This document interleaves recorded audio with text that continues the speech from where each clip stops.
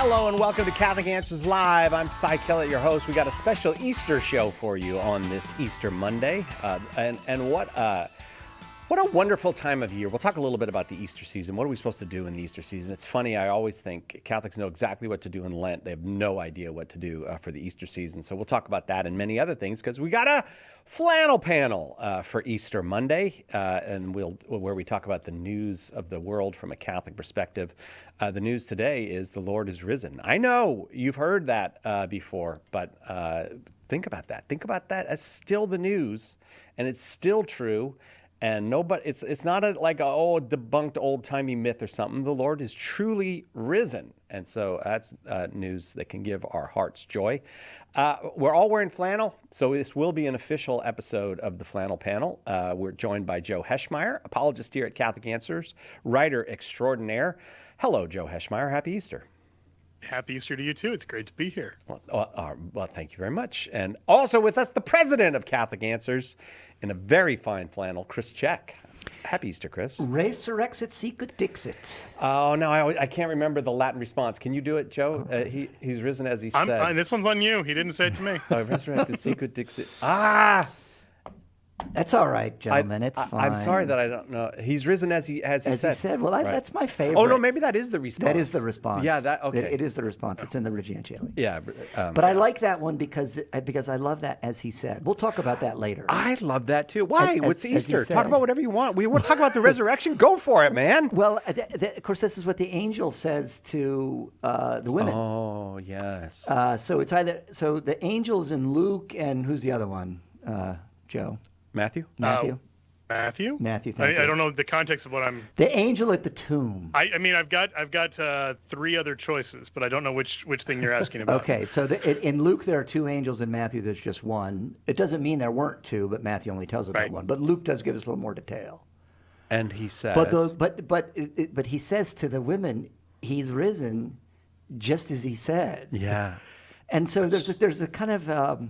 Well, it's a little scold. Yeah, right. But it's also... He told you he was going to rise from the dead. What are you doing here? Why do you seek the living among the dead? But it also is a vindication of the Lord, of all of his sayings in a certain way. Like, if he says it, it is going to happen. Like, this vindicates everything he ever said. So that's my... Right. In Luke, he says, why do you seek the living among the dead? Which is a delightful... Yeah, like you say, there's a slightly scolding attitude towards it. And I think it also helps to answer... a notable omission. Like, who do we not see on Easter Sunday? Jesus. Or briefly, we see him talking. Oh, yeah. Oh, yeah. Okay. She's not, she's with him at the crucifixion, and she's a notable omission from the group of women on Easter morning because she seems to be the only one who gets not to be looking for the living among the dead. Yeah. Isn't that a great insight, Joe? Yeah. She's like... And I would even give a second detail. Because Luke also is the only one who mentions... I mean, so what's the only detail we get between Jesus' infancy and his adult ministry? What, the only detail of what? His life. The temple, when he stayed at the temple. Yeah, finding in the temple in Luke 2.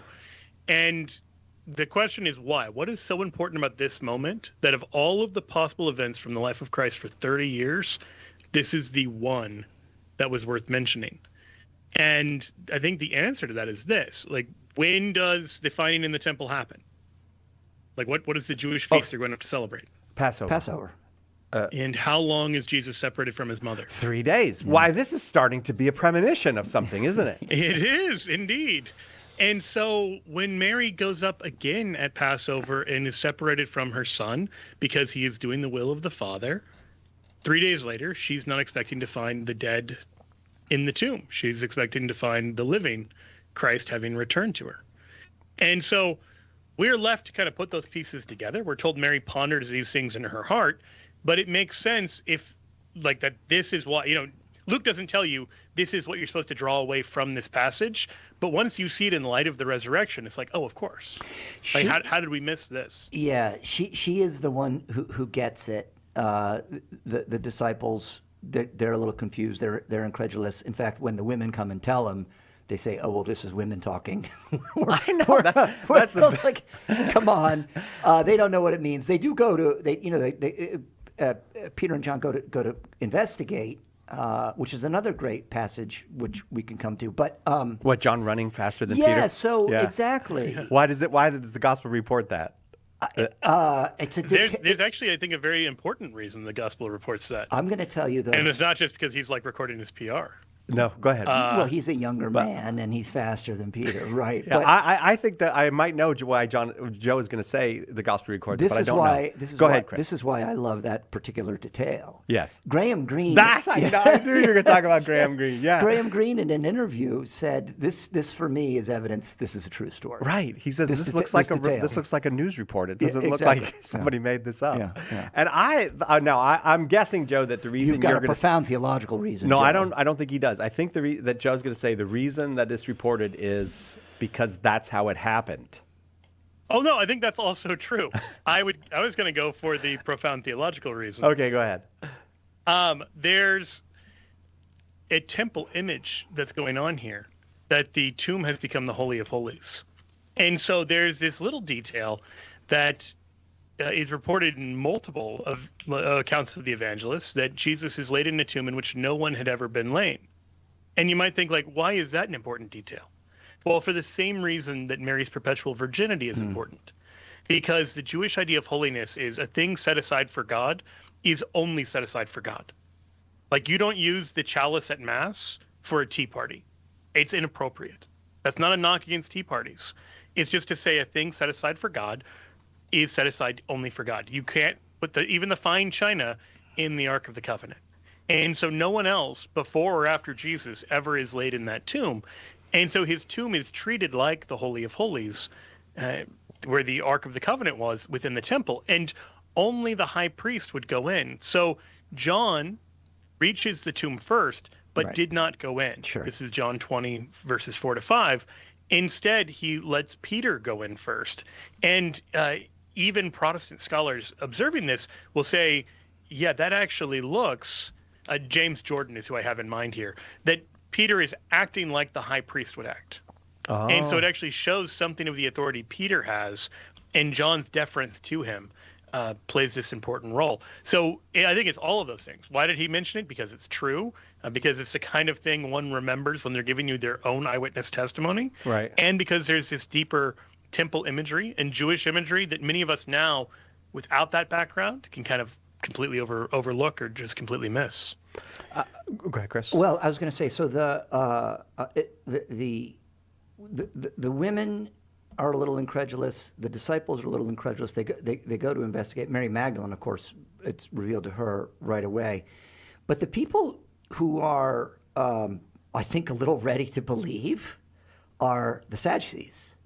I think they're frightened when they get the report from these soldiers who have been frightened by the angel. There's a kind of an earthquake sound or whatever, and the stone is rolled back. They're knocked out of fear.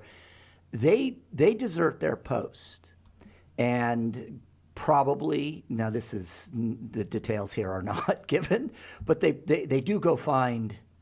There's a conversation between them and the Sadducees, the Jewish leaders. Maybe there were Pharisees there, but probably Sadducees, right, Joe? Because the Pharisees might have been inclined to believe in the resurrection. So right, the Sadducees were definitely the ones who not. said resurrection didn't happen. Yeah, they weren't yeah. just against Jesus' resurrection. So- they didn't like the idea of resurrection. So at all. the Sadducees, I think, are remembering that our Lord had said, I will rise. Now, they may have just been thinking like the Pharisees' resurrection and maybe not thinking he was going to rise from the dead.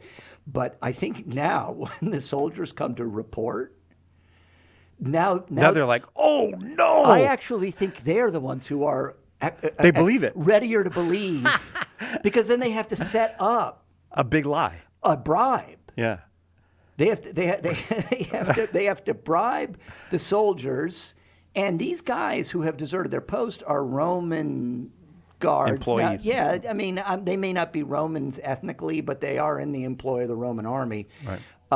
What penalty do you face for deserting your post as a soldier? Death. Yeah, probably. You die for. So the Sadducees say, well, we'll make it right. If it comes to Pilate's attention, we'll make it right. So we're going to bribe you. We're going to bribe Pilate. Yeah. Right. So they are. also, they believe it. They're That's an deeply interesting take, concerned. Chris. Yeah. Yeah. Well, the other funny part about this is, And so is it Matthew? Matthew reports. So they told the story that his disciples came and took him when we were asleep, and then that's the story that the Jews believe. And so Matthew's writing this, I don't know what, 30 years later or so. I mean, it's a hugely debated question about exactly when but yeah, somewhere around there. Very well. So 30 years later, this is obviously still the story that the Jews are telling. Oh, his disciples came to get him, and maybe it's the story believing Jews still tell one another. I don't know. But there's a gaping problem with this, and it's namely, if they're asleep, how do they know which of his body? The principal witnesses that you're offering, Mr. Sadducee, they're claiming to have been asleep and still know. Those are your witnesses. Yeah, we were asleep. But it's wonderful. That falls into that whole. That's idea in St. Augustine. I didn't come up with that. The counter witness is sometimes the best witness in this sense that.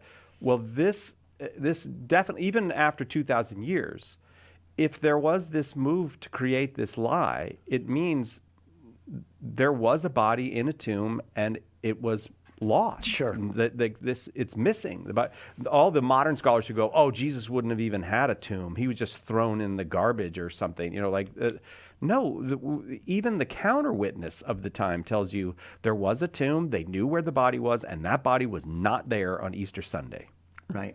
Yeah, this is one of those things that I think modern people are just missing, that even the crucified, at least the Jews would bury even those who'd been crucified. And Josephus tells us that directly, not talking about Christ, in a completely different context. He points out an instance where this wasn't observed and how barbaric it was that people were being killed in the city and they weren't even being afforded a decent burial after being crucified. And it's like, okay, well, there you go. So the idea that they're just randomly, leaving the body out or any of these things, no, that's the care for the bodies of the dead was significantly high enough that we're just applying modern assumptions on what this would have looked like that are historically contradicted by the facts. All right, I got to take a very quick break, and we will come back and continue our conversation about the resurrection of the Lord and also what it means today. And I want to give you guys a little interesting fact that Luke gave me about videos people are watching on Catholic Answers related to Easter. We'll do all of that right after this on Catholic Answers Live. Catholic Answers Live. Are you looking to study Catholic theology in a formal way with the guidance of faithful scholars? Underwriting for Catholic Answers Live is provided by the Augustine Institute, offering master's degrees in theology, pastoral theology, and Catholic education with flexible study options on campus, online, or both. The Augustine Institute equips students to serve Christ and His Church in schools, parishes, dioceses, apostolates, and the home. Learn more today at augustine.edu. Underwriting for Catholic Answers Live is provided by Magnificat. Published monthly, Magnificat features texts of daily Mass, prayers, articles, meditations, art commentaries, and more, in step with the liturgical rhythm of the Church, on the web at magnificat.com. EWTN, Teaching the Truth. I had called in, I think a month or so ago, and I had told you guys I was in my RCIA program, and I had wondered about what I could do more to get more involved with the church and such. Well, Saturday, I am finally having my confirmation, and I wanted to thank you guys for giving me all the information and having your program on here that has helped me so much. I cannot tell you enough how much it has helped me.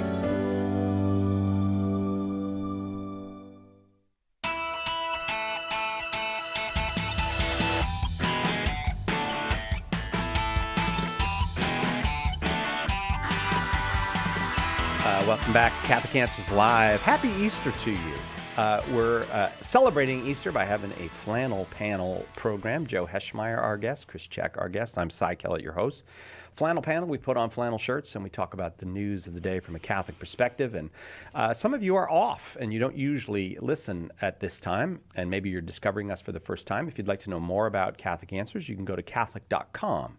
That's our website, Catholic.com, second most visited Catholic website in the world. After who's first? The Vatican's website? Oh, the Vatican. That's right. The Vatican's first. Is that true? That's what the statistic I've been given. Is that not true? Is it not possible Catholic.com is visited more than the... Oh, more than the Vatican? Oh, we might be first? I just, What's up? The president wants to know. All right. I look, dearly as I love everyone Vatican? at the Holy See, my website's a lot better. Not even the Pope loves everyone at the Holy See.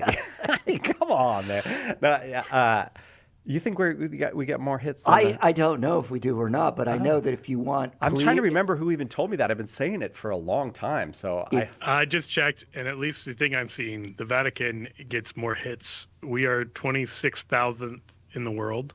They're 11,000th in the world in terms of global ranking for websites. Oh, okay. wait, there's only 26,000 websites more visited than Catholic.com. Like, I mean, we're according big to time, Joe. We are literally big time. the first site that I found, so I don't know. All right. I didn't realize this was something you could actually research. It was just a statistic someone in the building told me, and I've said it for years. So. I think if you want clear and engaging prose about the Catholic faith, you should come to Catholic.com. We're not attacking the Vatican website, though. Although, good. site I design, was- I will absolutely. I think the Pope does love everyone in the Vatican. It was just a little smart aleck remark. I apologize for that. Sometimes our prose is a little clearer. Than the Vatican's prose. Oh, good Lord. Yes. I know, but they got a large audience to consider in the, sometimes I think you see something weird in a document or something and you go, it's probably somebody was like, oh, the church in Botswana doesn't do it that way. Or, the church in Japan takes, they got so many things to think about. Here's what I'm going to say, Si. Yeah, go ahead. If you read something on the Vatican's website and you want to know what it means, come to Catholic.com. All right. We'll very explain good. it. Very, very good. Okay, a couple points about Darren, who's running the audio for this right now, and two things. One, I believe we're going to establish a new system where you would give me a hand signal when we've gone on too long with a. We're still under that system. All right. When we go on a topic, when we're going on a tirade that's too long, Darren will give us the "move it along, boys" hand signal. All right. Can we put curtain up there to not see him? I'm the only one who could see him from all of us, so I'll have to convey that to you. So I want to just make everyone very clear. Direct all of your complaints to Darren. To Darren, yeah. If we talk too much, at Darren. Yes. Darren at Catholic.com. Send it there. All right. So the second thing about Darren is right before the show, I was saying to him, it's weird because we have to pre-record this. But it's weird that we're in Lent. We're actually in Holy Week recording this, and you have to be Eastery to record it, and then go back to Lent, and it's uncomfortable. And I wondered if the two of you feel that. I do feel it exactly. Do you? Yeah, very, very much so. That's There's a weird. word that we would normally be saying if this were actually Easter Monday when we're recording. Did you notice I've tried to say it, and I just like I don't feel like saying it. It doesn't feel right. I was going to see if we could have Bender added in post. We could just say America, and he could change it to a different A word. Right. The other A word that you can. The Lord is risen from the dead, America. But it doesn't sound. It just sounds like I'm jingoistic now. Right. Yeah. There probably are churches where that's exactly what they say. Speaking of which, did you two gentlemen see President Trump's message from Palm Sunday? I heard someone read it on the air. It's beautiful. Yeah. Now, I think he did not write it. No, he shouldn't write it. I think that's right. I also think it was written by a Catholic. In fact, I'm almost certain. Just you can tell by the tone and the content of it. It's deeply Catholic. But he speaks. Yeah, I thought it was a very good message. I had pretty mixed feelings about the way. So okay, let's. Actually, I'm gonna bring it up. So you talk this. about it for a second. I'll bring it up so I can read it. Because I always used to love. He speaks of the redemption of mankind, the crucifixion, the opening death, of the gates and of resurrection, the opening of the gates of heaven. Yeah, right. Yeah. It reminded me a little bit of. I always liked Queen Elizabeth's Christmas Very message. similar. That's exactly what I thought. Did you think that too? Yep. Yeah, it was like, oh, she's a Christian. Like it was like a Christian. Like I don't mind if some political leader who's not Christian just kind of says, Happy Easter or Merry Christmas or whatever, and right. just like there's no reason that they should make a statement of faith. They don't share the faith with us. But it is kind of refreshing when the Queen of England speaks like a Christian about a Christian holiday, and that's what I think you're saying President Trump did in this. He did, and people and his detractors, and I have objections to his policies. But his detractors are going to say, "Oh, he didn't write it. He doesn't mean it. This is propaganda or it's posturing." But there it is over his signature.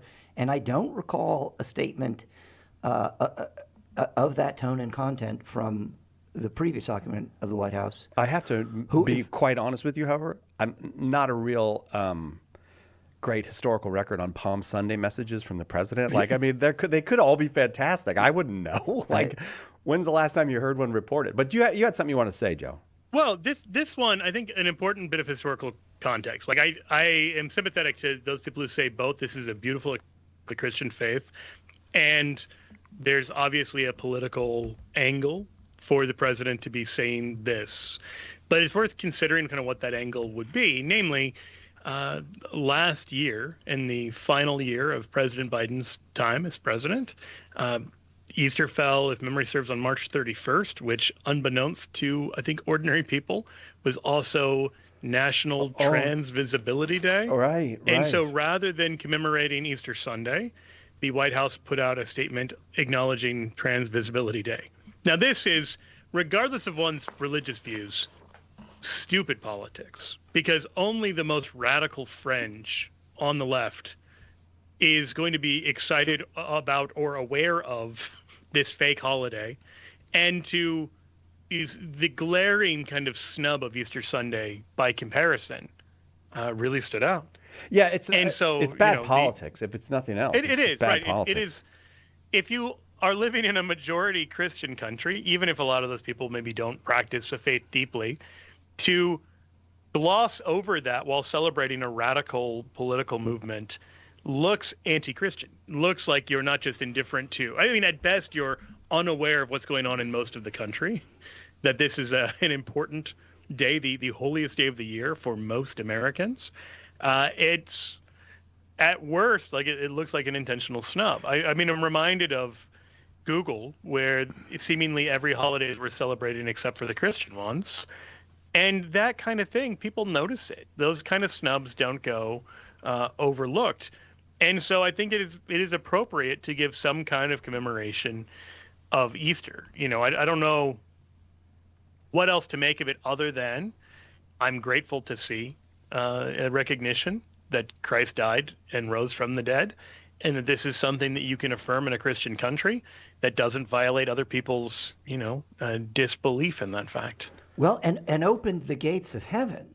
Yeah. So he's talking about a supernatural event here in salvation history. Oh, this is without question. This is a Christian statement about Holy Week. Yes, it is. And so the president is. He's declaring Christian doctrine. Right, but it's not he's not making a government statement. This is the presidential message. The president can say what he wants. Like if people are offended by this, I think that's silly to be offended by it. I agree with you. I think it's striking that a president in his message is declaring Christian doctrine. It's not the same as we remember Jesus was born on Christmas Day and we all have happy feelings about one another. No, he's saying this man was crucified and died and rose from the dead and opened the gates of heaven. This is a metaphysical statement by the president. Now, the statement comes from Melania and I, so it's from his wife. And is Melania a Catholic? Do you know? I had heard. It's hard to. I mean, she advocates for abortion in her autobiography. Oh, okay. But I think she has some kind of Catholic or Orthodox. Well, there's a reason. There's a reason I with asked, rosary because I'm going to read beads. this paragraph to you, and I'd be interested. Let me read just a couple sentences after the general greeting and he said all the things that Chris just said. He and Melania say, and I understand that someone wrote this for them. But that's the way you're supposed to do it. Like, it's perfect. Like, are you under the impression that presidents write all the things they say? That's foolish. I do. Are you under that impression? No. I write everything I say. Oh, you write. I am a president. All right. Well, that's a good point. Yes. I apologize, Chris. I retract. Oh, so actually, Brooke helps me with thank you notes. I was just saying, I know a few people who've helped you comes write out. some of your better work. Beginning with Christ's triumphal entry into Jerusalem on Palm Sunday and culminating in the Paschal Triduum, which begins on Holy Thursday with the Mass of the Lord's Supper, followed by Good Friday and reaching its pinnacle on the Easter Vigil on Holy Saturday night. This week is a time of reflection for Christians to memorialize Jesus' crucifixion and prepare their hearts, minds, and souls for his miraculous resurrection from the dead. The phrase that stood out there. Triduum. No, not Triduum. That's Well, not. Triduum, Mass of the Lord's Supper, Yeah, and Mass then of the also Lord's- Easter Vigil on Holy Saturday night. I mean, That this sounds is, like the Catholic Church talking. Of course right it there. is. right. It's written by a I don't think Catholic. a Protestant could actually affirm this Palm Sunday message. So, That's I mean, stra- there yeah. is something kind of funny about that fact. Like, I think the president is maybe not aware of how Catholic that declaration is. Yeah, because you might have a Lord's Supper celebration, but you wouldn't call it a mass, right? If you're not. Right. So I guess I should say And supper. you would Like a use Lutheran the word or tri- an Anglican triduum. might. Maybe, but Yeah, would Lutherans say triduum? I don't know. All right, right back with more Flannel Panel, Catholic Answers Live. Why do Catholics pray to dead people, bow to statues, venerate relics? And where do we find any of this stuff in the Bible? In the delightful book, The Saints Pray for You, Dr. Carla Broussard convincingly defends the ancient Christian belief rooted in Scripture that the saints care for us, that they're our allies. Order your copy of The Saints Pray for You today at shop.catholic.com or ask for it at a good Catholic bookstore near you. Why We're Catholic is the one book you can hand to anyone to invite them into or back to the Catholic faith. With more than 400,000 copies sold, Trent Horn's book has had a #1 ranking on Amazon.com for 5 years running. Now available in softcover, bulk cases, ebook, and on Audible. Find out what the excitement is all about. Order your copies of Why We're Catholic at shop.catholic.com or visit whywearecatholic.com. We hope that one of the things that we communicate here at Catholic Answers Live is that our Catholic faith allows us to be fully serious about all the problems we encounter in the church and in the world, but it also lets us have light hearts and maybe even mix in a bit of fun. And that is exactly what our good friend Joe Heschmeyer does in his popular podcast, Shameless Popery. You should check it out at shamelessjoe.com. Joe's got a deep grasp of the faith, morals, the teachings of the church, all that, but he's also got a witty conversational style. He entertains and he informs, but you will leave equipped to better answer the most common challenges, misconceptions, and questions about the Catholic faith. He's got insightful guests, he does on-air debates, and he takes a close look into all the things that you want to know about as a Catholic living today. You'll walk away knowledgeable and filled with joy. Look for Joe on his YouTube channel. Check him out at shamelessjoe.com or wherever you get your podcasts. And if you like what you hear, become a patron.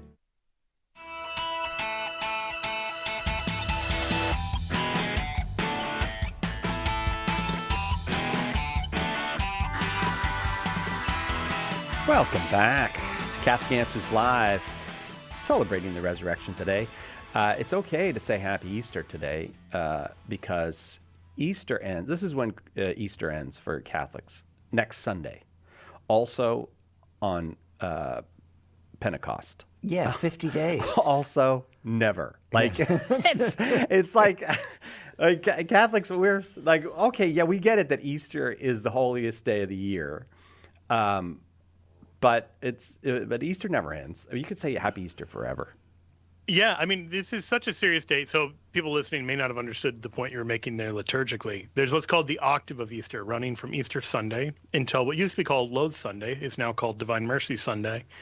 And wait, what was it called? If you read the text for the Liturgy of the Hours during those days, every day is treated as if it were not just a commemoration of Easter, but as if it were Easter itself. Well, every Like, we day, just- every day in the octave is a solemnity in the new rite, right? I did not know that. Every single day is and a so solemn- all 8 days are just treated like That's Easter. the highest feast. Yes. Right? Yeah. That's also true of the octave call of it on to Christmas. work. Yeah. I know. Well, we're not working today. We'll be in tomorrow for the Feast of Tuesday, but a solemnity all week. I didn't know that. So then after the octave, it's still Easter though. Yeah, it's like Easter tide. You know, we're Yeah. celebrating Easter time in the same way that after Christmas Day, you still keep the kind of spirit of Christmas alive for a while. This is what happens within the kind of 40 days until Christ's ascension, and then that gets a little muddled with Which was on a places Thursday, that- by the way. I just want to make clear. It was on a Thursday. We know that. No, Christ used to have ascended to heaven on Thursday, but now he ascended on a Sunday. It depends if you're in Nebraska or Kansas. Yeah, I right, mean, depending on what diocese you're in the United Ascension States. Sunday. Uh, The one day we know what day it was. yeah, it's literally called There's a Ascension. few days we know, but yeah, you're right. Yeah, well, does still, seem Easter like- we know. Yeah, it's not a movable feast. Easter is a movable feast. Yeah, that's true. Easter's a movable feast, but it can't move from a Sunday. We know. Oh, that's, no, so it's the one day we know for sure what day of the week it was. Is there another one, Joe? Well, Easter there's Sunday. Easter Sunday. Or Pentecost Good Well, Friday. Friday. but it was a Sunday. Yeah. Right, you're saying we But know, we like, don't know Holy that Thursday? we know don't when have that was. confidence in the date. I mean, I like the tradition that the 25th was the crucifixion, so whatever that would have been 28th, 6th, 7th. Are you saying we I'm don't know the day confused. of the week, or we don't know the day of the year? Oh, day. Oh, yeah. Okay. Very good. You're right. So we do know it's a Sunday. All right. I am corrected. Thank you. This is the confusing thing about even the term movable feast, is every feast is movable in one of those two directions. Well, Orthodox Easter. When is that this year? When are the Orthodox? It's same day. It's pretty It's- close. Oh, we're on the same day this It is- year? Yeah, yes. Oh, sir. this is a good year. Yeah. I got a notice from a friend like 2 weeks after Prime Day. You know when Prime Day is in the summer where you get all the deals on Prime? And it said, Happy Orthodox Prime Day. It was. That's excellent. I thought that was funny. How do you prove you're Orthodox I don't to know. Amazon? Oh, yeah, right. How do you prove that you get the deals now? So we're celebrating. We're all celebrating. So God. It's also slightly less ecumenically. It was also the day that Pope Leo IX died, who was the Pope when the schism happened between the East and West.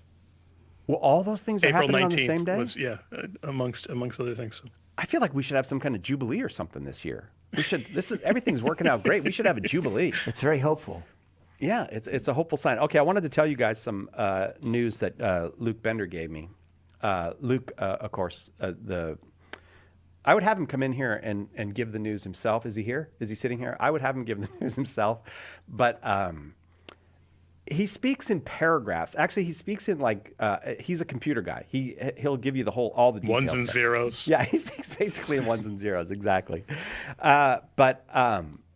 He told me a very popular search on our site now, and the most popular video from last week that we did is now how to become Catholic. I thought I'd share that Beautiful. with you guys. I didn't know that. A little bit of Easter news, and I think as an apostolate we should do more about how to become Catholic. I agree because I with think you. there's a lot of Yes. people they're one way or another they're getting convicted, and it's really happening. Like a lot is going on in this regard, and we're seeing an uptick in people's interest in the Catholic faith. Yeah, it's beautiful. It actually is one of those things I was struck by, a certain kind of irony. People asking at the end of Lent, where if you have a parish that doesn't have any more dynamic approach to bringing people into the faith, you're going to kind of tell them, well, you got a year to wait.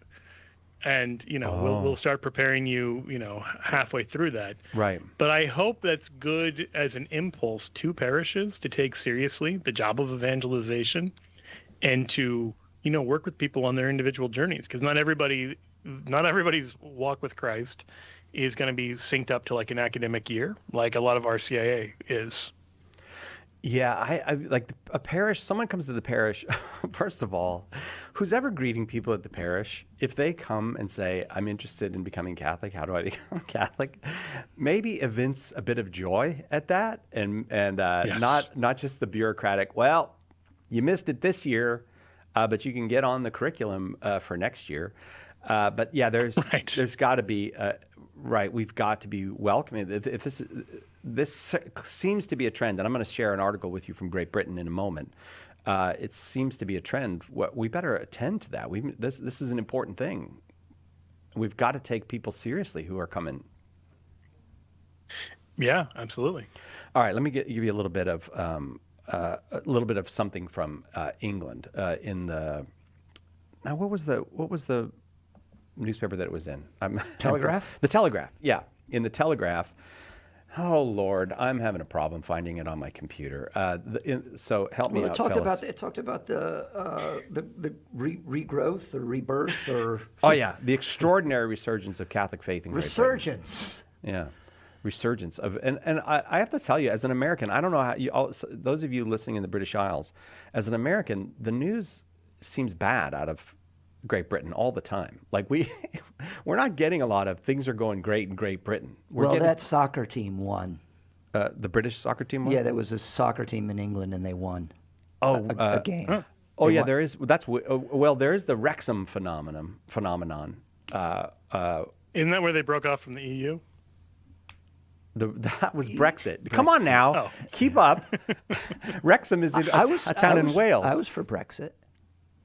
As an American, I was very much for Brexit. I think we did it first, technically. Yeah, I thought right. We did a Brexit already. Right. It worked out great for us. You should do it. Yeah, if I were subject to the empire, I would be for Brexit. The European thing hasn't made sense for a long time to me. I might have gotten you slightly distracted, so I'm sorry about that. All right. So the news, this is what I'm getting out of Great Britain is, I'm just saying this is what we hear in America. I'm not saying this is what's going on in Great Britain, but you hear about extreme tensions between Muslims and Christians. Well, there's something like 2,000 mosques now. Is there? And then maybe that's France. You hear that London is a kind of a seat of world radical Islam, and so we're not talking about nice things. We're talking about people who are violent, and then we hear about working class being pretty much excluded from the economic life of England and getting beat up. This is what we're hearing in America. You call me and tell me if I'm wrong. Well, by the way, you know what you hear this on? You hear this on the BBC. If you listen to the BBC, so it's not. Well, I do listen to the BBC. Yes, I hadn't thought about that, but that's right. That's how I know these things. But the other thing is, you can't pray silently anymore. Oh, yeah. This just shocks Americans. Maybe it shocks the British. I don't know.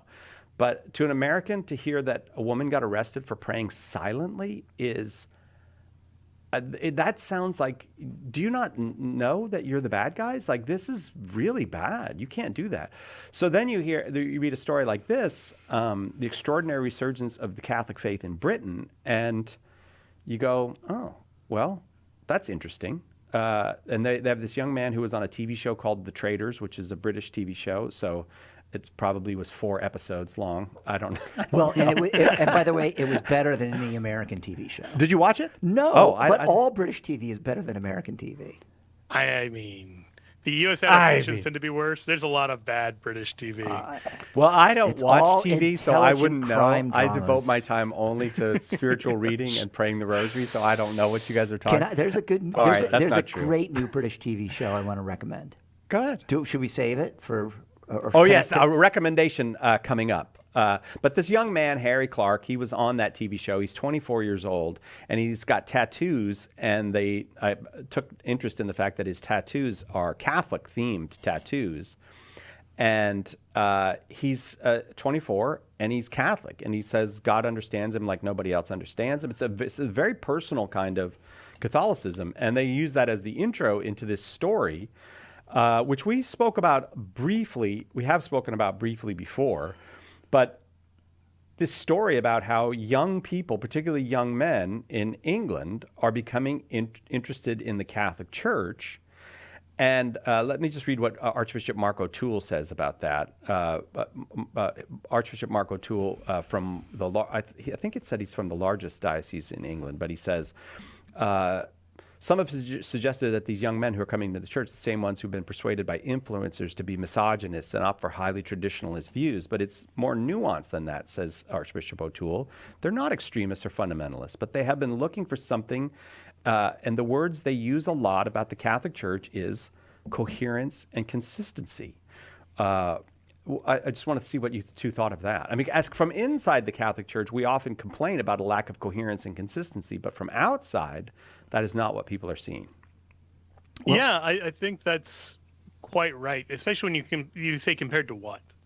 You know, like we will rightly, I think, critique people within the Catholic Church who argue we need to be less coherent and less consistent to be more amenable to the modern world. And I think what Archbishop O'Toole is rightly pointing out is that what draws people to the church isn't something, oppressive, but it is something countercultural.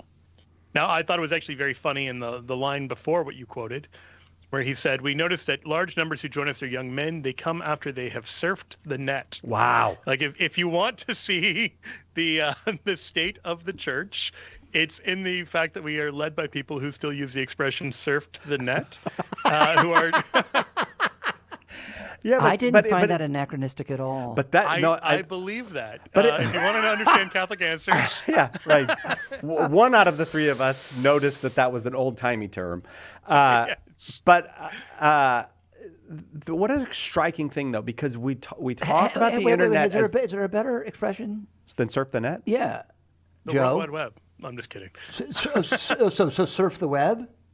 I'm joking. The web and the net are but both what's the verb? Old. What's the verb to go idly exploring? They lived online. They've been online. Yeah, I mean, it depends how you do it, like doom scrolling or researched online. Surf the net is poetic.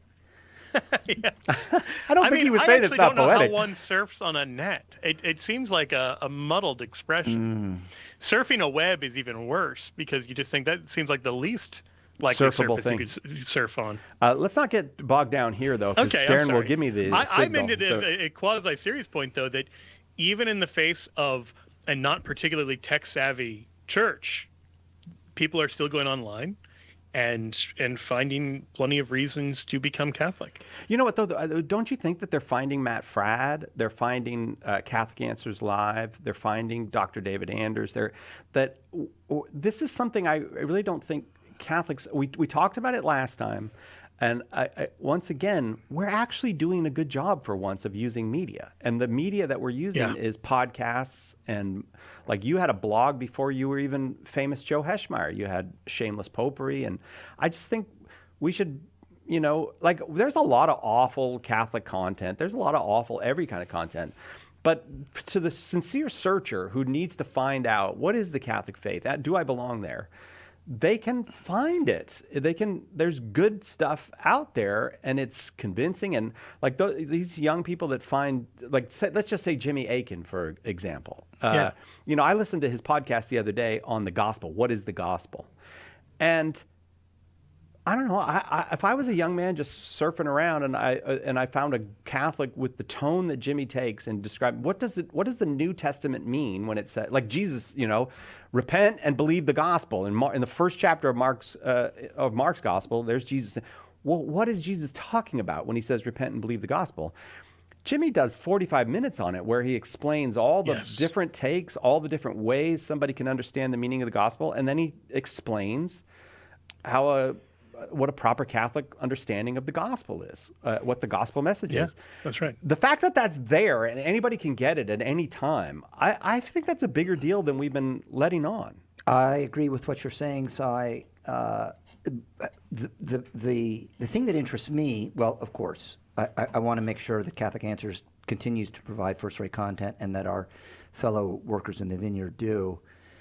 I'm deeply interested in this search itself, particularly when it comes to men, which is a gender with which I have more experience. Yeah.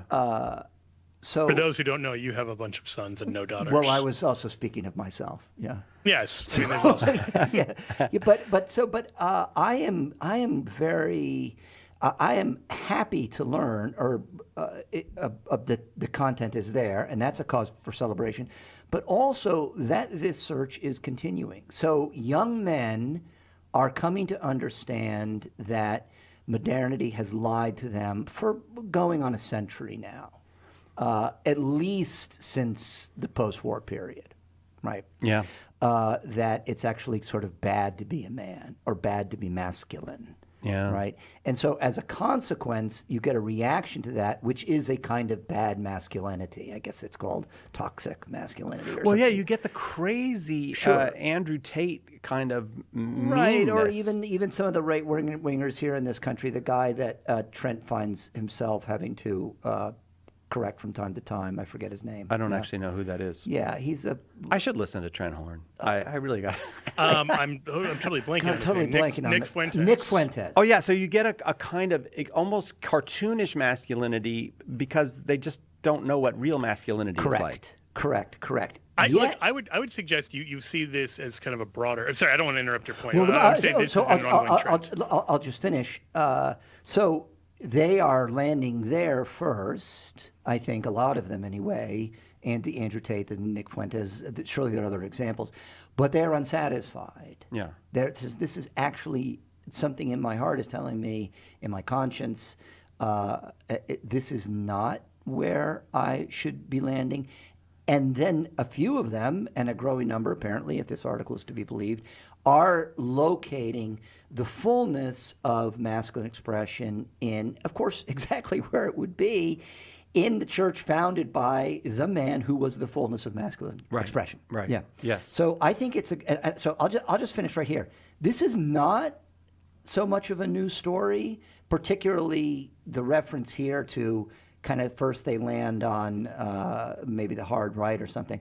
I would encourage everyone to read the autobiography of my friend Joe Pierce. I think it's called Race with the Devil. Race with the Devil, I think it's yeah. called Race with the Devil, who actually went through this trajectory, by the way, without the internet, before the internet, through Our Lady, through G.K. Chesterton. But this is exactly what this young man was looking for, as young men did in the time that he was coming of age, in street fighting, in race politics, in white identity, landed in jail more than once.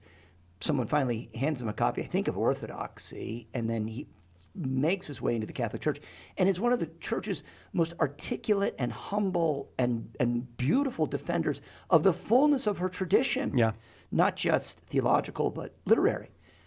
So this is a great story, and may there be many more. Joe Pierce is coming from it. I'll tell you what, I'll take a quick break. I want to read you a little bit more from the story. I mean, it's Easter, so let's talk about the good that's out there. When we talk about the internet and we talk about young men, we're mostly talking about pornography and gaming and violence and it's amazing to see hundreds of young men coming into the Catholic Church in Great Britain because of what they're finding online. We'll talk more about that right after this on Catholic Answers Live. There's only one Catholic Answers Live. One of the biggest mistakes a Christian can make is to try to do good without God's help. Saint Therese said, when we trust only ourselves and not God, our soul becomes incapable of virtue. Her remedy? Works of charity. And the greatest work of charity is to share the gospel. At St. Paul Street Evangelization, a Catholic nonprofit, we encourage you to share the gospel with someone who doesn't know Jesus. Catholic Answers is supported in part by St. Paul Street Evangelization, streetevangelization.com. Carry the faith wherever you go. Catch up with the latest news from Washington, D.C., the Vatican, and the world on all of our EWTN news platforms, including EWTN Pro-Life Weekly, the Catholic News Agency, and EWTN News in Depth. Download the EWTN app at EWTNapps.com today.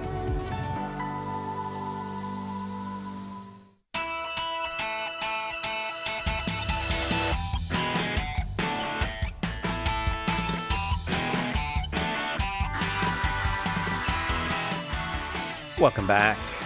Catholic Answers Live. It's Easter Monday. Happy Easter to you. Joe Heschmeyer here, Chris Check here. We're all wearing flannel shirts. That means it's flannel panel. And we're having a very, well, at least we're trying to have a positive hour. And we'll try to have another positive hour tomorrow. Because if you can't be happy on Easter and talk about happy things on Easter and find the good, what are you doing? What are you doing? So there's lots of good out there, too. And this is a fascinating article from last week in the Telegraph about the resurgence of interest in the Catholic Church in Great Britain. And I want to read what comes from a young man, but one of the things that I want to just point out, they do some numbers in here about the numbers that are coming.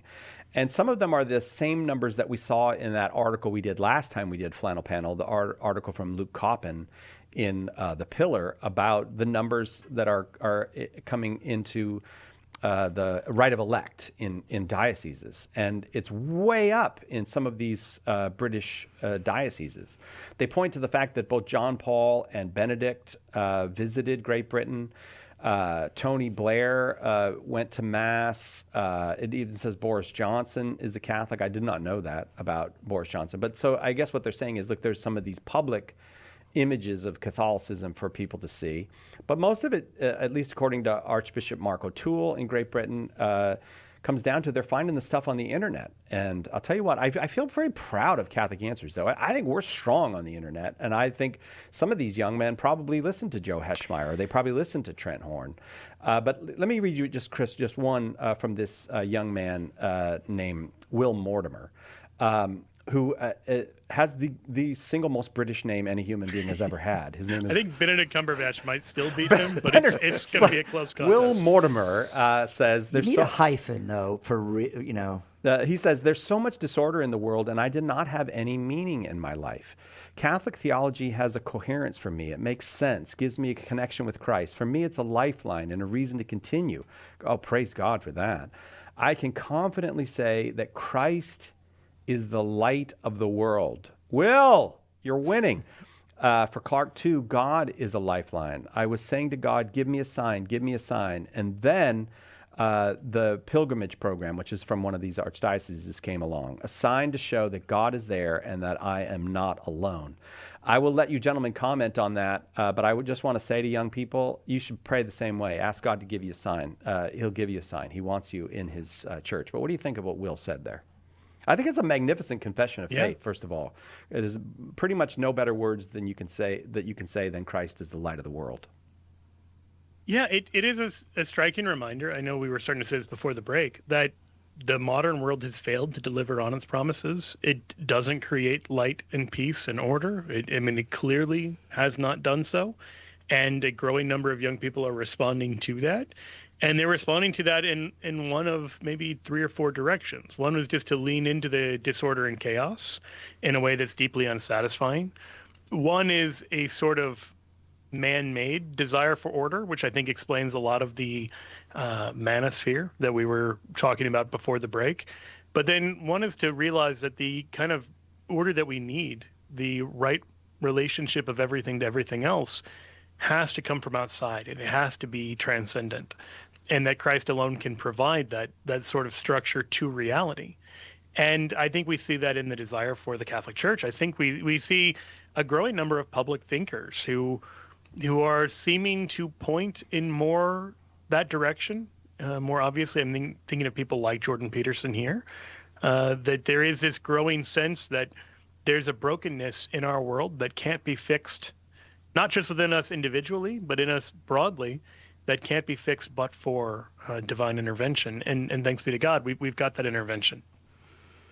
So you mentioned that typically when we talk about young men and the internet, we're lamenting the widespread and deleterious effects of pornography, which are true and horrible.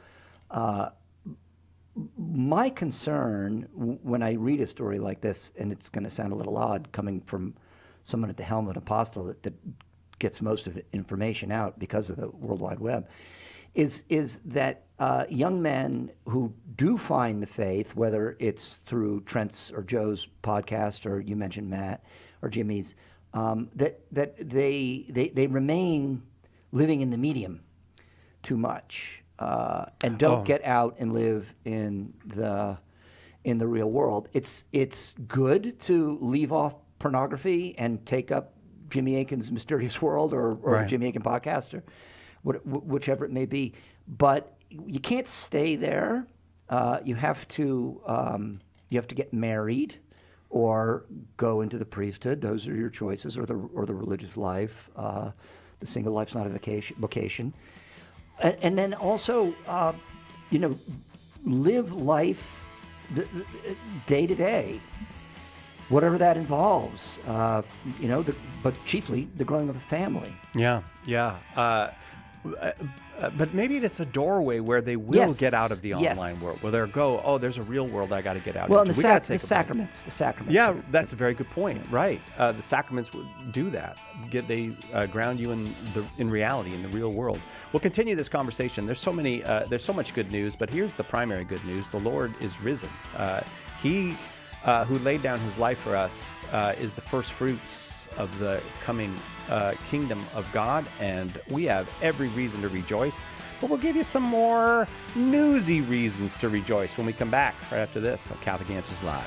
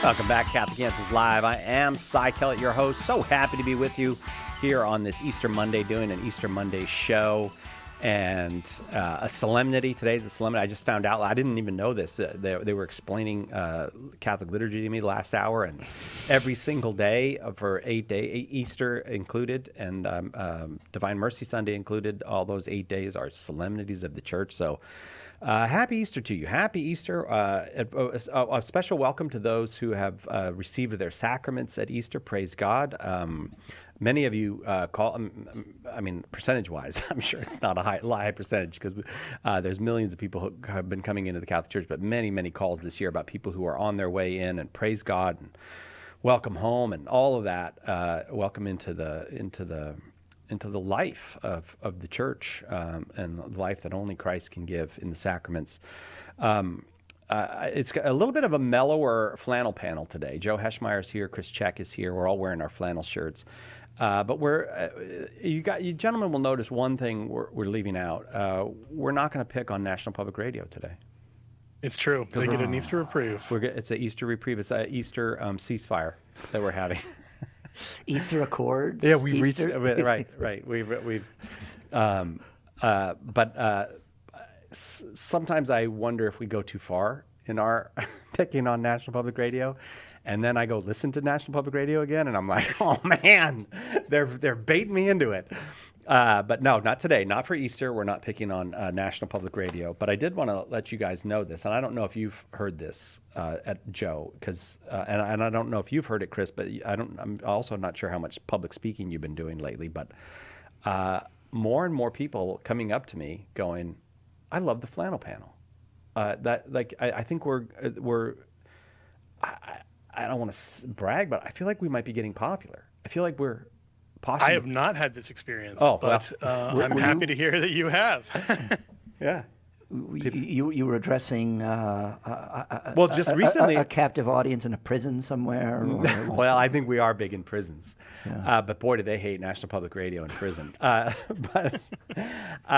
just like people, like there's always the ones that I always hear about. Tim Staples brought me into the Catholic Church. I love Jimmy Akin's Mysterious World. Who's Joe Heschmeyer again? Like, there's always the common things that I hear. Yes, exactly. And then, this has been added to the list of, I really have been enjoying Flannel Panel, or I love what you guys do on Flannel Panel. So, I think we're. One woman told me she's going to tell Joe to stop picking on me. So you'll be getting that. She probably message. was just messing with you and you didn't understand it. It was a complex diss that I was too dumb to get. Exactly. Oh, thank you, Joe. I recall getting an email in which directed me to tell you to quit picking on Joe. Oh, someone wanted me to stop picking on Joe? Yeah, it was a while ago. Really? You didn't forward that to me, or did you? And I just ignored it. I don't know. Joe's so much meaner than I am. So much meaner. It's true. He's. I think when we first started, I tried to be nice to you a few times. That didn't work. So I just figured, all right, heel turn, to use the term from wrestling. Yeah. I think, yeah, I do hope there have been a few occasions where I worried that people took it seriously. Again, I've said it before. You can tell which viewers do and don't have brothers. Have brothers, yeah, right. Like Joe and I have brothers, and so this is how we speak to one another. So I mean, literally, I've got a 1-year-old and a 3-year-old, and the 1-year-old has already learned to make a scary rah and chase after his brother, and this is how they show love. Yeah, right. And they love it. It's, they each practice being dinos towards one another. We don't do that particular thing. That makes for weird radio, but, it's built in. We were talking last hour about a lot of good Easter news. We got a lot. That's part of why we're not picking on NPR, too. There's just so much good news to cover. And one of the good news is that we came across was in the Telegraph newspaper about the resurgence of Catholicism in Great Britain, which is a good thing. It does not seem to be, part of what this article says is does not seem to be affecting Anglicanism. There's not a similar resurgence in Anglicanism. And I wonder if this has to do with something you always talk about, Chris. I don't know that we have sociology on this, but Catholic distinctives, that part of what's attractive about the Catholic Church is a willingness to not go along or something. Sure. I think in the case of the C of E, the Church of England, it doesn't offer the coherence that this young man found in the Catholic Church. It does offer some aesthetics, I think, but it's past the point where it's a theologically coherent life choice. Yeah, right. It's too confusing to be Anglican. It's not. If you're. It doesn't bear any scrutiny. Well, I would say this of Protestantism generally, but if and this is one of the great things about the internet. We talked about this last time, where the Mormon said the worst thing that happened to the Mormon Church is the internet. But the deeper you can dig into the origins of the Anglican Church. There's that problem, right? Why it even exists to facilitate a divorce or an annulment, really, is what he was looking for. Well, there was also just the little matter of giving all the money to your friends. Yes. Oh, sure. Chasing nuns out of their houses. Right, and exactly, yeah. Turning the religious out into the street, confiscating their property, giving it to your friends. Yeah. Yeah. Well, if I may, just speaking on you've got the moral failings, but just in terms of the coherence that you were talking about before, the original Articles of Religion for the Church of England after the Schism were the so-called 10 Articles in 1536 that then get replaced by the 6 Articles in 1539, the 42 Articles in 1553, and ultimately the current, like the 1571, 39 Articles of Religion. But it's not as if they have different lists of what they believe. The 10 Articles in 1536 affirm transubstantiation. It's Article 4. And the 39 Articles in Article 28 denounce transubstantiation, says it's repugnant to the plain words of Scripture, overthrows the nature of a sacrament, and has given occasion to many superstitions. So I always just say you can't be a traditional Anglican. There is no such thing. Because you have to you have to deny one of those things, since they've affirmed and denied the same thing. And it says something about the Anglicans during this period that the leading lights in Anglicanism were willing to affirm and deny the same articles of religion as it suited the political authorities. There's something that's so lacking in just not only just Christian virtue, but basic manly virtue. There's something like the cowardice of a Cranmer or someone is so repulsive, I think, to anyone who just considers this from the perspective of virtue, and it is hard for someone looking for consistency to look to that and say, "Oh yeah, I want to emulate that." Right. And when you get a first-rate mind like Edmund Campion, for example, and Elizabeth did everything she could to win him over to her cause, because he was brilliant. Or more recently, a Knox or a Newman or a Knox, and then they start to dig into these. Well, in fact, what are contradictions? Then they're like, okay, well. It's like this is untenable for me. Yeah. So you can, but I wonder if and by the way, that's why the thing is, hardly exists anymore. Yeah. Right. All right. Right. Although they did develop a beautiful liturgy, and I know that only because so much of it got imported into the Anglican use, which is beautiful. Yeah, I mean, Cranmer, for all of his many faults, was a beautiful writer. Yeah. I mean, you have to give him that. All right, let me finish this article, and you guys comment as you like. Just interrupt me as you like. But it makes several points from the Telegraph. A very good article, actually, in the Telegraph about why young people are being attracted to the Catholic Church in Great Britain nowadays. A Jesuit, they quote a Jesuit, Father Michael Holman, a former head teacher who now sometimes celebrates the young adult mass. He's noticed that young Catholics talk about the importance of a clear framework for life in the person of Jesus. Confession is very popular with them, as are traditional Catholic practices such as the Rosary and Adoration, prayer before the consecrated host, which Catholics believe is the real presence of Jesus. Tabitha Smith, a 22-year-old history and theology graduate from Cambridge, now working at the Catholic weekly The Tablet, says that for her, adoration and the Rosary are profoundly important, although she also makes use of Catholic apps. My faith is felt most ardently in mystery, especially during the Mass or adoration. I like to think that I'm building a deeper relationship with God at the core of what it is to be Christian, at the foot of the cross. Sometimes, she said, she struggles when faced with other young people hostile to Catholic teaching on issues such as abortion. I often keep opinions to myself, but prayers in my heart for the unborn. Well, she could get arrested for that. Well, Mortimer has faced, Will Mortimer, the gentleman we mentioned earlier, has faced similar difficulties over people's views of what Catholics think of homosexuality. I'm careful about what I say. I weave myself around topics, he said. That's not quite the end of the article, but I want to stop there, see what the two of you thought about all of that. I think we want to avoid. Okay. I guess let me step back a second.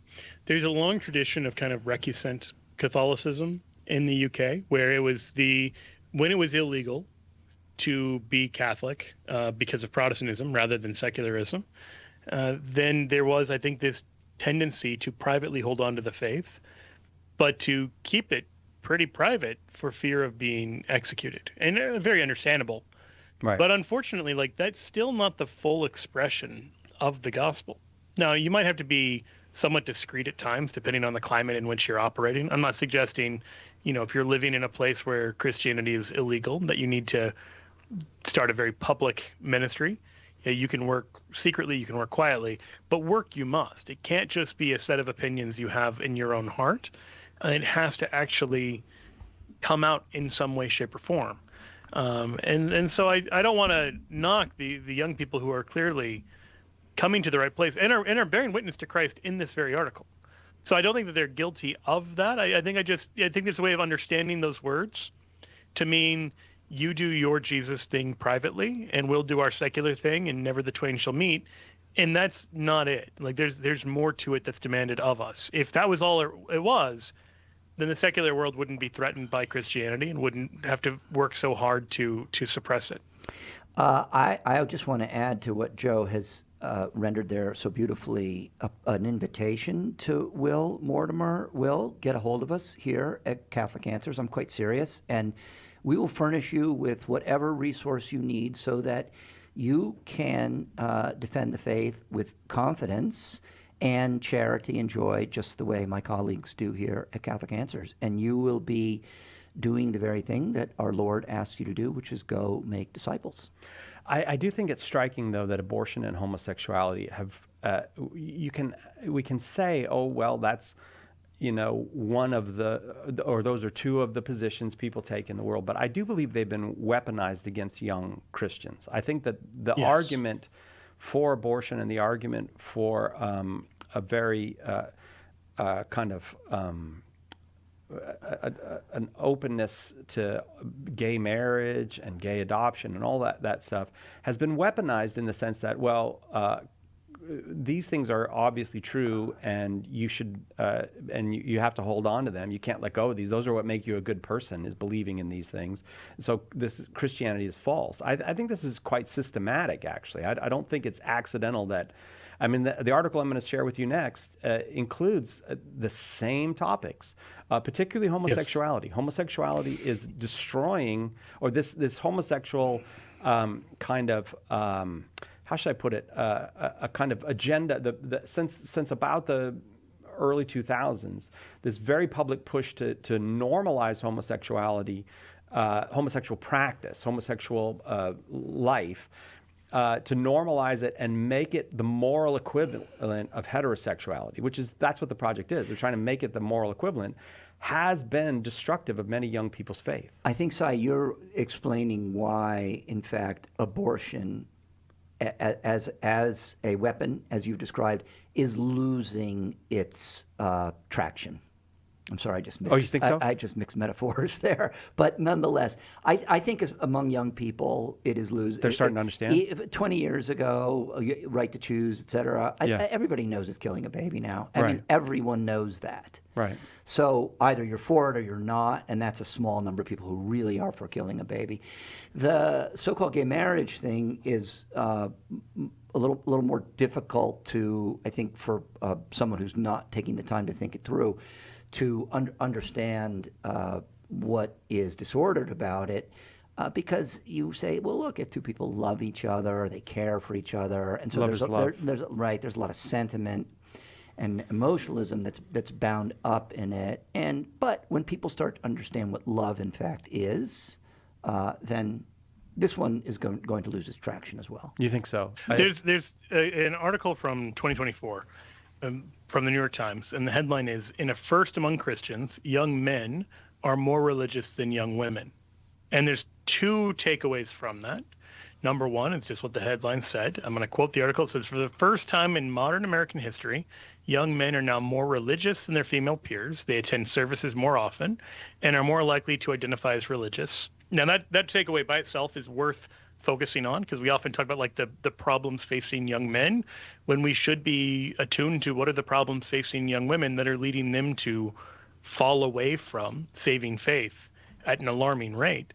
And the article gives an answer to that it spoke to a number of young women who said they were either too busy or they felt in their heart that they couldn't be next to people who thought that homosexuality could send you to hell. And so it's a very sort of strange thought process of like, oh, well, I don't know what my neighbor is thinking in their heart, so therefore I can't pray next to them. But that kind of thing is prevalent enough that it becomes a sort of shibboleth for acceptability in the modern world. Shibboleth. Did I do the breakdown or did I forget to do it? I didn't do. I'm sorry, gentlemen. I went too long. I have to break right there. We'll be right back with more Flannel Panel on Catholic Answers Live. Your questions, Catholic Answers Live. Underwriting for Catholic Answers Live is provided by Real Estate for Life. Real Estate for Life connects homebuyers and sellers to real estate agents while supporting pro-life organizations. On the web at realestateforlife.org. EWTN is everywhere. EWTN radio programming is provided free of charge to over 500 domestic and international AM and FM radio stations. It's a great teaching tool for Catholics and non-Catholics alike. For a complete list of EWTN AM and FM stations across America, visit EWTNradio.net. At the bottom of the page, click Affiliates. EWTN is the global Catholic network.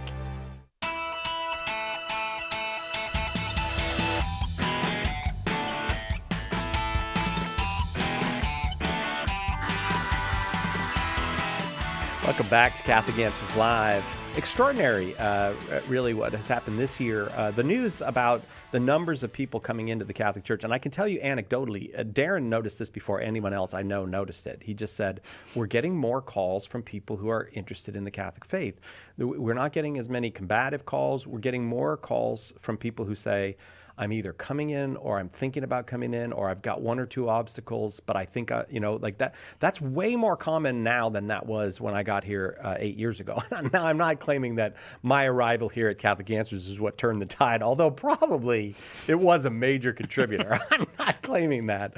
So we're talking a little bit about that today on the Flannel Panel. Before we go back to that conversation, I would like to ask you, Joe Heschmeyer, what are you doing next May? Not this May, but next May. 2026. 2026, May of 2026. What do you got coming up? Am I going somewhere in Europe? Does he know? Have we? Because sometimes Joe gets scheduled on these things and we don't tell him. I do get scheduled unexpectedly. No, I know in spring of 26 that we're going to the Rhine. Is that right? The Rhine River Cruise. I wanted to take a minute to mention that.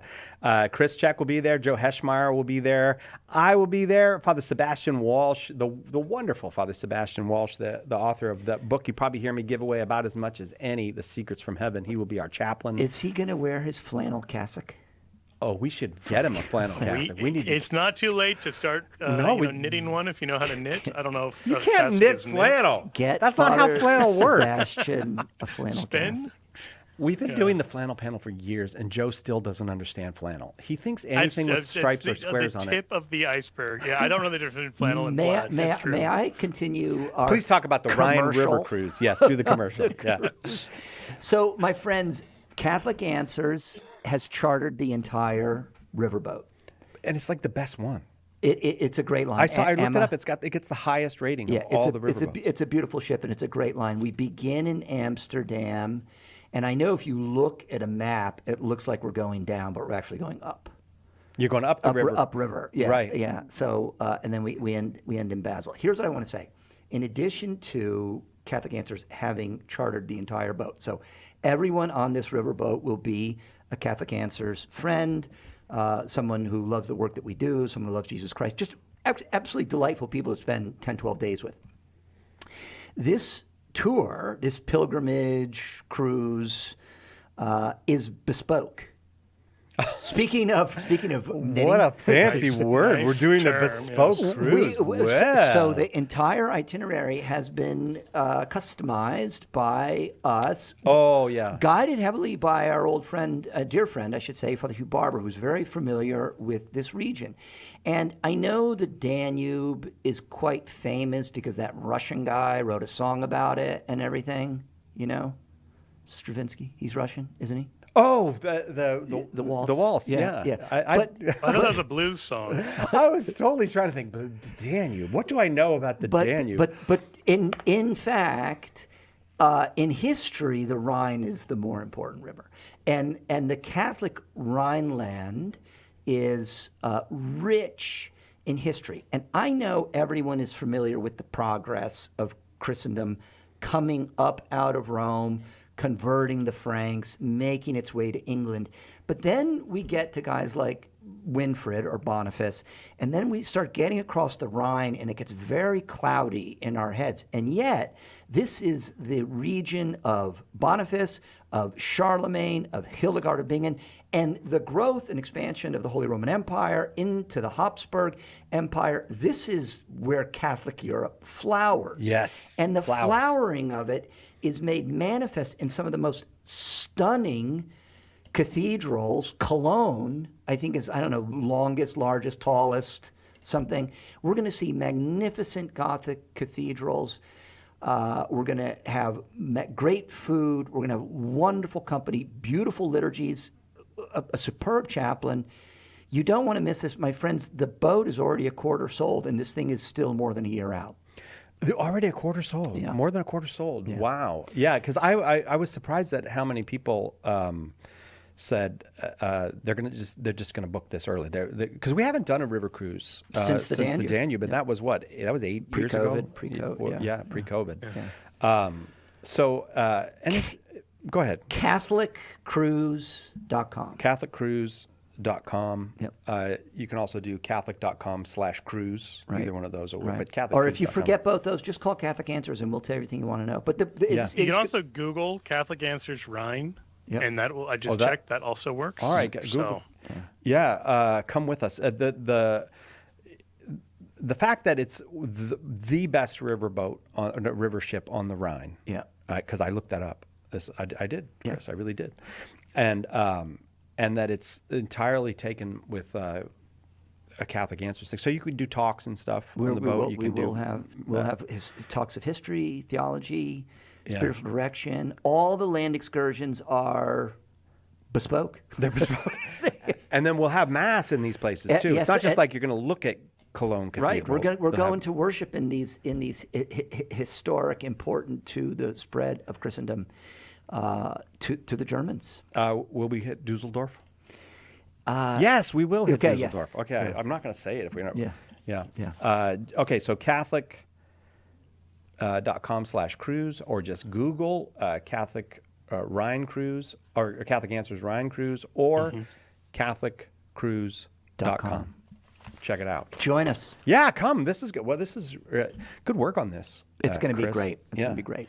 And you don't have to. There's no rowing because we're going upstream, right? They actually have diesel or petrol or a nuclear power. I think it's nuclear power. We're going on a nuclear boat up the. You don't want to miss this. It's green. Catholic Cruise. The hunt for red May. All right, I want to just get to the end of this article that we've been reading because I do want to. This part hits on some of what you've been saying, Chris.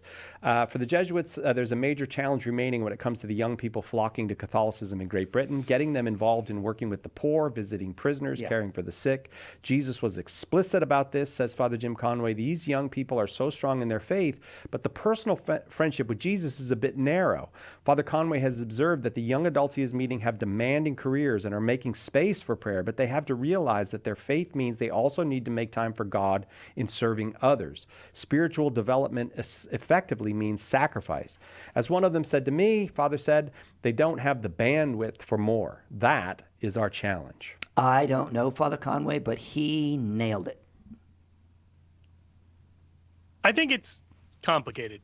Oh, really? Meaning, there's a sense in which everything he said there is right on the money, but it depends a lot on what we imagine that this means. Like, some people are called to give their time in a greater way to the corporal works of mercy, to social justice, if you want to put it in that term. And that's good. I'm not knocking that in the slightest. Other people may be called to share the faith principally in other ways. And if you look at the lives of the saints, they don't all run soup kitchens. And that is not a knock against soup kitchens. That this is one of the many ways you can share your faith, one of the many ways you can serve Christ, but it's not the only way. Let's hit that again when we come back, because I do think there's more to be said about that. Chris Check, Joe Heschmeyer, I'm Cy Kellett, your host. Flannel Panel continues on Catholic Answers Live. Each Catholic is obliged to spread and defend the faith by word and deed. Well, we're here to help. Join special guests Chris Stefanik, Dr. David Anders, Father Jeff Kirby, and all your favorite Catholic Answers apologists this September 25th through 28th in beautiful San Diego for the Catholic Answers Conference. Our theme? Go make disciples. Enjoy 4 days of faith, fun, and fellowship. Use promo code EARLY to save $50 when you register today at CatholicAnswersConference.com. When the resurrected Jesus appeared to disciples on the road to Emmaus, they didn't recognize him until the breaking of the bread. The same is true today. In the Holy Eucharist, we really meet Jesus. In The Eucharist is Really Jesus, author Joe Heschmeyer explains how knowing Jesus in the Eucharist is the key to understanding all of Christian faith. Order your copy of The Eucharist is Really Jesus today at shop.catholic.com or get it at a good Catholic bookstore near you. What was the church like in its infancy? In a word, Catholic. And Joe Heschmeyer has the receipts. In his best-selling book, The Early Church Was the Catholic Church, he gives you the details from the historical records of the first 2 centuries of Christianity. Right now, get a copy for just $10, plus free shipping if you live in the continental United States. Get more information and order The Early Church Was the Catholic Church at theearlychurchwascatholic.com. Why do Catholics pray to dead people, bow to statues, venerate relics? And where do we find any of this stuff in the Bible? In the delightful book, The Saints Pray for You, Dr. Carlo Broussard convincingly defends the ancient Christian belief rooted in Scripture that the saints care for us, that they are allies. Order your copy of The Saints Pray for You today at shop.catholic.com or ask for it at a good Catholic bookstore near you.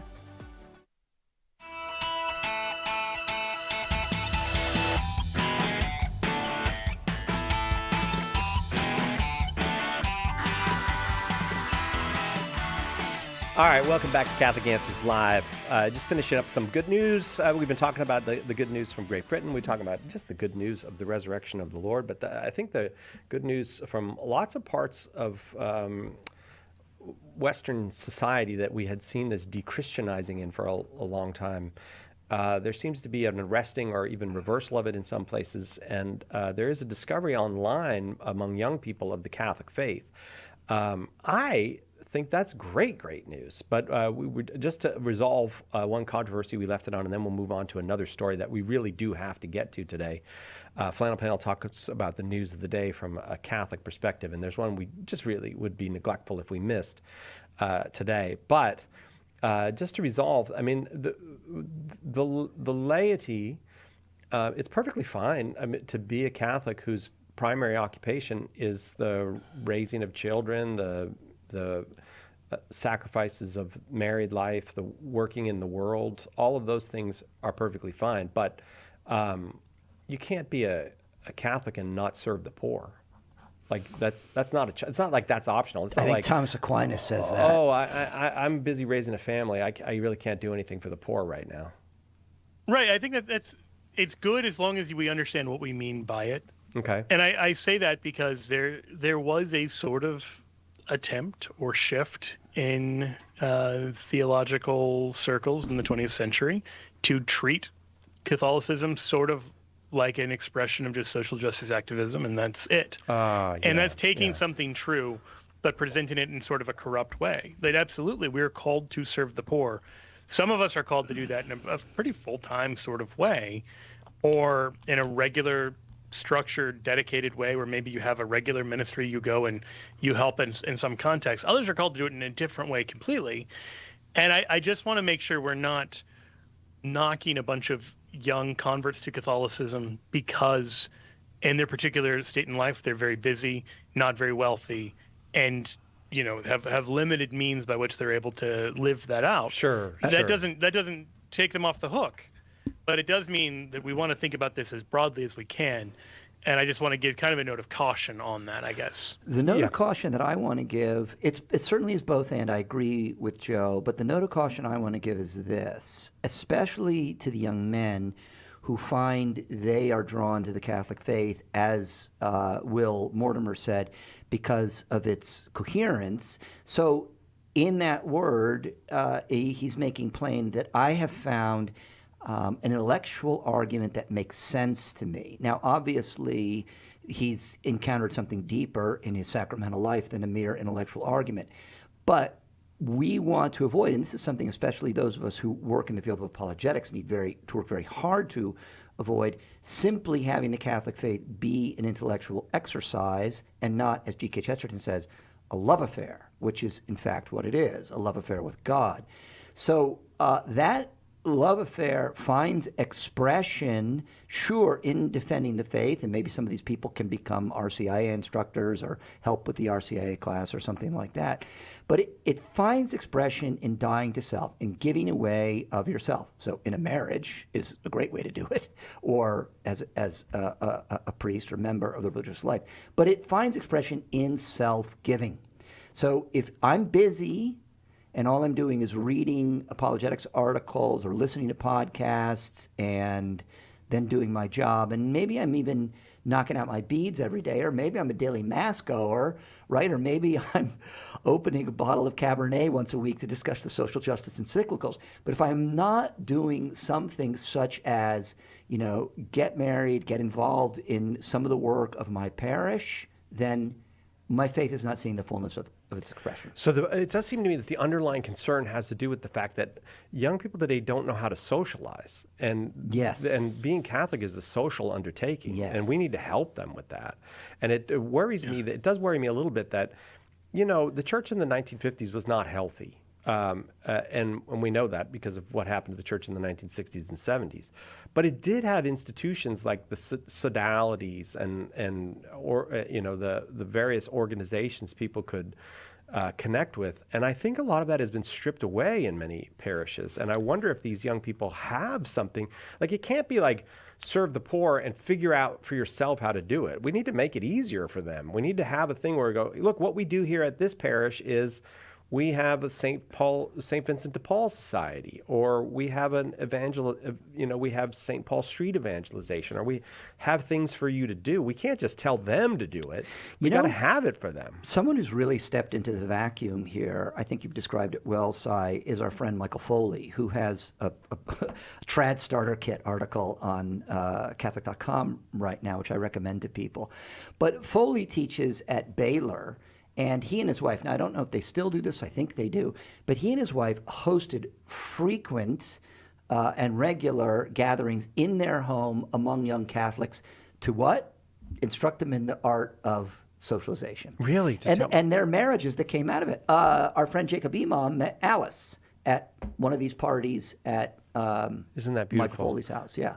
Yeah, I remember Tim and Valerie Staples did that once. I don't know where they just invited young people to come in and meet one another, basically. I mean, you see the statistics most young men under the age of 25 have never asked a young woman on a date. Sure. They've used apps, they've texted, they've never faced a young woman and said, would you like to go out Friday night? Which used to be the most normal thing in the world. And then as a male, you just get used to being crushed over and over and over again until some woman gets fooled by your charms and she'll go out with you. But it's you learn to socialize. You have conversation. But I've been seeing statistics on they just don't ask young women out anymore. Can I just offer a quick piece of advice to young men who are thinking of asking a young lady out, a young Catholic lady? Don't lead with, what rite do you attend? Oh, good Lord. Leave them alone. Just that's not part of your starter kit for the trans starter kit. Yes. I feel like I learned it from Jason Everett, but I don't remember who said, look, I can't remember. Maybe it was Patrick Madrid. If you're a young man asking a young woman out, there's two reasons why there's two things that you're supposed to accomplish. And I thought this was quite brilliant, actually. One, you're supposed to make sure she has a good time. And two, you're supposed to get to know her.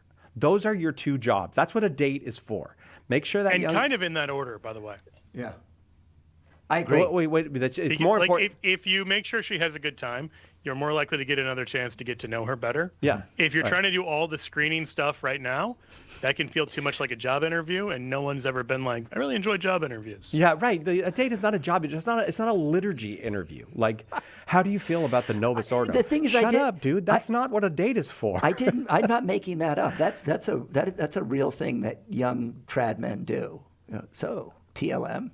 Well, there's not going to be very many trad babies if they keep it up. I can tell you that. There's a parody song for kind of the Orthodox version of this called "Rocor in My Mind, but Not in a Parish," and it's just about guys who are like super into being Orthodox online, but in the words of the song, I'm Rocor in my mind, but not in my parish. My beard's just a dream and my cassock's a wish. I'll fight you on fasting, I'll die on this hill, but my prayer rule's just memes and my zeal's in a spill.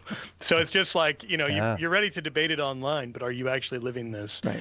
And that if there's a common thread to, I don't know, the last half hour, it's, yes, you can know all this stuff makes sense on paper, but how are you actually living it out in the real world? How are you serving Christ and others? How are you, embracing your vocational calling? How are you, living out Christianity as such? Are you praying? Are you going to Mass? Are you acting in an incarnate sort of way towards those around you? Right. Or is it all just a conceptual kind of world, which is a good starting point, but cannot be the ending point? Yeah.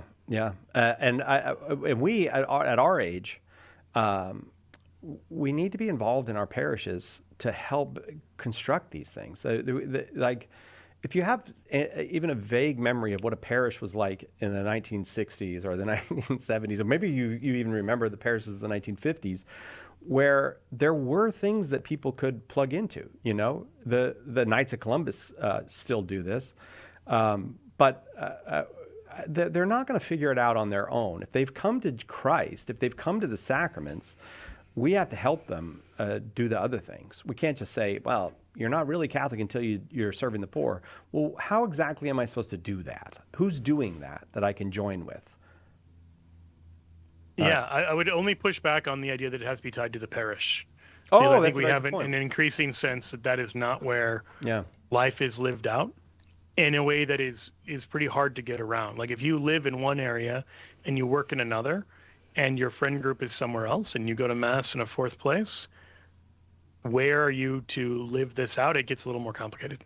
All right, there's this big story I've been trying to get to now, but I've really enjoyed this conversation, gents. I don't want you to think that I went on too long. I don't feel like we did. This is an important conversation, but a really important Catholic story, especially for us living here in the United States. We'll do that right after this on Catholic Answers Live. Hang on, Catholic Answers Live will return in a moment. In Morse code, the sequence SOS is a distress call. It's been said that it stands for Save Our Souls. Well, right now our world is in big trouble, and we're putting out an SOS call for help. Will you answer that call? St. Paul Street Evangelization, a Catholic nonprofit, has hundreds of teams who share the good news with souls who don't know Jesus. Catholic Answers is supported in part by St. Paul Street Evangelization. Visit streetevangelization.com to get involved. Proclaiming the faith, changing lives. The year was 1992. EWTN launches WEWN, the world's largest privately owned shortwave radio facility, to a potential worldwide listening audience of 600 million. To learn more about Mother Angelica's life and the history of EWTN, visit EWTN.com/Mother Angelica.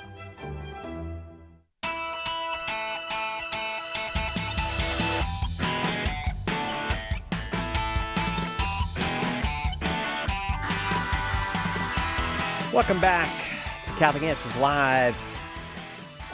We've been trying to keep a positive spin.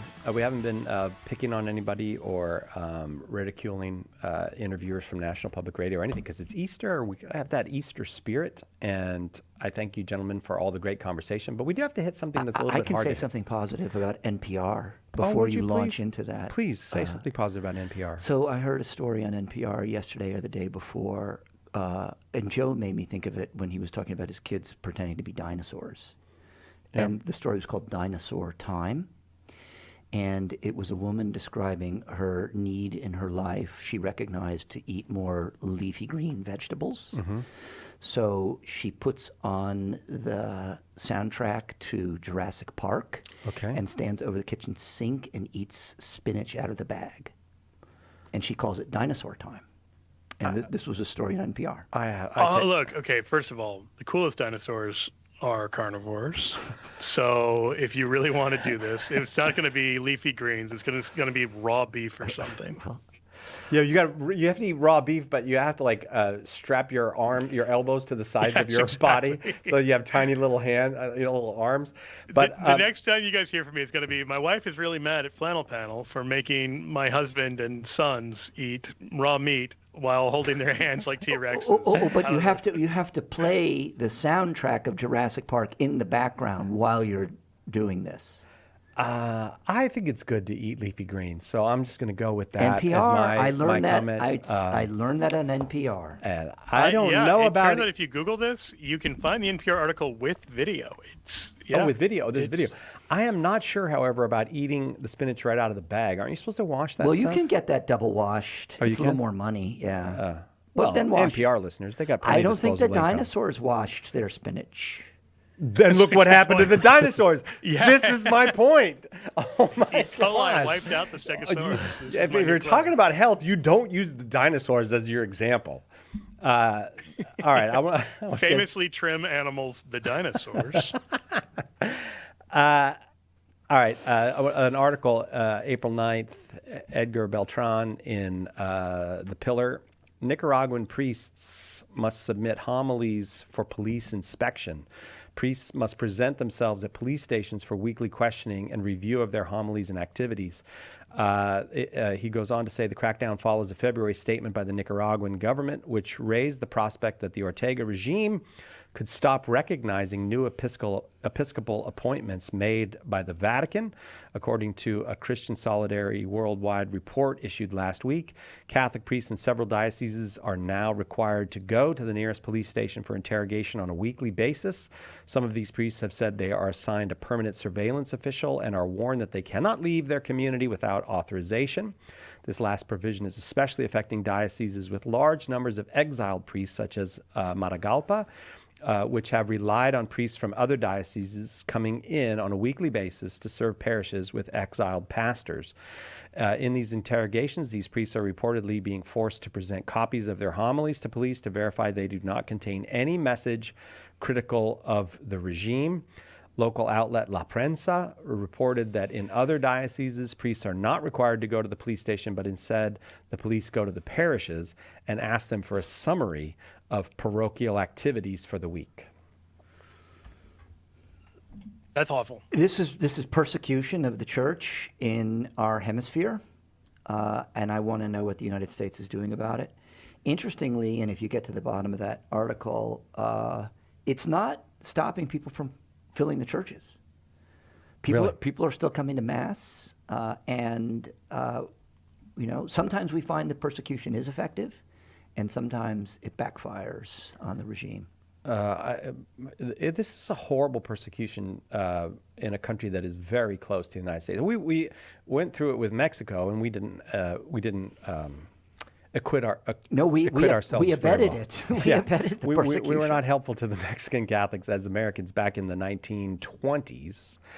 But this is so similar to what happened in Mexico in the 1920s. It is. And I don't know. I'm starting to really have negative feelings about communism. I don't know how you two are. You know, there is a dark irony here that Daniel Ortega was helped by radical left-wing priests and social justice kind of activists in Nicaragua. Yeah. And then completely turned on them and treated them horribly, which should not have been a surprise given the history of kind of this ideology everywhere it's been practiced. I mean, we have Cuba I think there have been some openings in Cuba, but it's still the same basic communist, anti-religious nonsense. We have Venezuela now has gone the same anti-Catholic route. I think there's been some of it in Bolivia, although I really don't know the story of Bolivia, so I should be careful talking about that.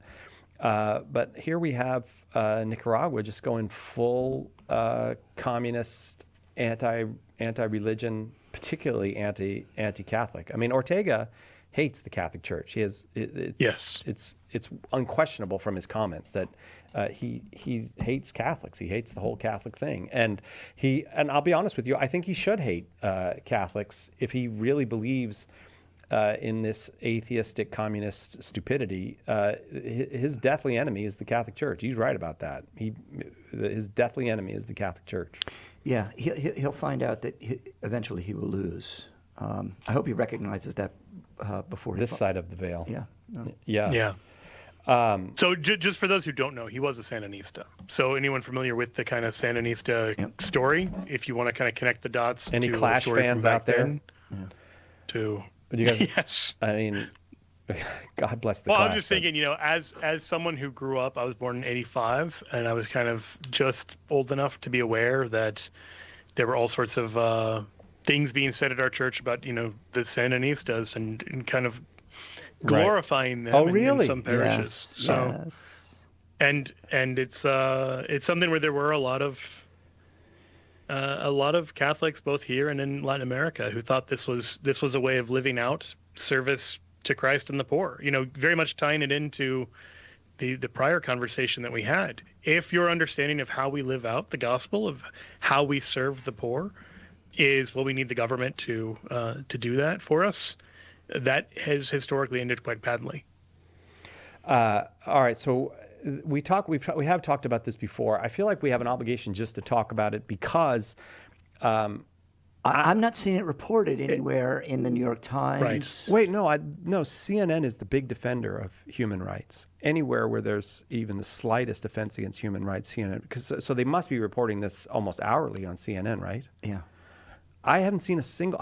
Maybe they are reporting on it, but I haven't seen it. I've not heard it on NPR. And I don't see Anderson Cooper talking about it at night. I don't see him, all up in arms about the end of democracy and dictatorships, and not a word about the Catholics of Nicaragua.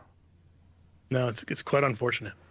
What do I do as a Catholic in America, Cy? All right. Well, this is what I wanted to suggest was. Write to the president, the vice president, and to the Secretary of State, Marco Rubio. Two of whom are Catholics. And one of whom just put out a Catholic Palm Sunday message. Who was not a Catholic. Yes, not a Catholic. I mean, I think that's a reasonable course of action. I think this is what we're supposed to do, is write to our government officials about these things. And so I think it's fair in a respectful way to write to Marco Rubio, the Honorable Secretary, to the Honorable Secretary of State of the United States of America. It's very easy to send a letter. You just have to address it, the Honorable Marco Rubio, Secretary of State of the United States, Washington, D.C., and it will get to him. The post office, if you put the zip code is, I'll have to look it up now. I've forgotten the zip code. I think it's, now I've forgotten it. But you can also send it to the U.S. Department of State. You can find that address. I've got it. 20520. Yeah, there you go. Secretary of State, U.S. Department of State, Washington, D.C., 20520. It will get. You don't need a building address. You don't need anything like that. I don't know, what would the two of you say? So let's start with Marco Rubio, and then we'll talk about if you're going to write to the president and vice president. I feel particularly that we should write to the vice president because he's Catholic and because he's a Catholic convert, and I think we can appeal to that. But what would you say to Well, I think with Marco Secretary Rubio, you have both that he's Catholic, or there seems to be. It's, I think, a little bit unclear because he's had some connections with both Catholic and evangelical churches. Oh, okay. But he certainly is passionate about Latin America. I mean, it seems like he was brought aboard the administration because of his knowledge and interest in the affairs in Latin America. And he's someone who would be good to appeal to that with, who might actually be familiar with the stories surrounding this. Well, he's Cubano, isn't he? Isn't his family Cuban? Or am I wrong about that? I believe so. Yeah. So, I mean, here's Cubans know. Here's another thing. I think maybe you read this or didn't, or we talked about it last time. The bishop in question here, where I can read that. Where the diocese is, where the persecution is especially heavy. The bishop is living in exile. He's in Rome. He's in, now. he's right. living, but he's still the bishop. Yeah. Here's what he said. Let's see. The last provision, especially affecting dioceses with large numbers of exile priests. That was in the Diocese of Matagalpa, and then it says here in this article that's in the Pillar that the crackdown comes weeks after Bishop Rolando Alvarez of Matagalpa gave an interview to EWTN, the first in-depth interview since his exile to Rome in January of 2024, in which he stated he would continue in office in exile. I was ordained a bishop for Matagalpa. I am the visible head of the church in Matagalpa and the apostolic administrator of the neighboring dioceses of Esteli.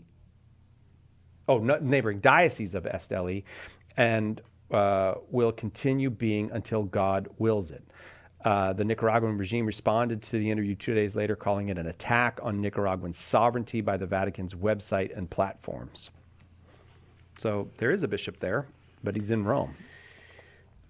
Yeah, I mean, there's a long-standing pattern of this, of secular authorities trying to crack down on the church by not allowing bishops to tend to their flock. And this is one of the most brazen violations of, if you want to call it religious freedom, certainly the rights of the church. Right. I'm thinking offhand, just, Pope Innocent III dealt with this with the English king back at the beginning of the 1200s. So this is nothing new. For all the talk of, the church allegedly meddling in politics, that's the standard lie used by secular heads of state to crack down on the church, spiritually tending to the flock, and doing what any good leader would do, which is to remind people that our faith is not just something on Sunday. It does impact how we live, and so it has natural implications for how we view the world. There is an inescapably political element to being a follower of Jesus Christ, which doesn't reduce Christianity to a party.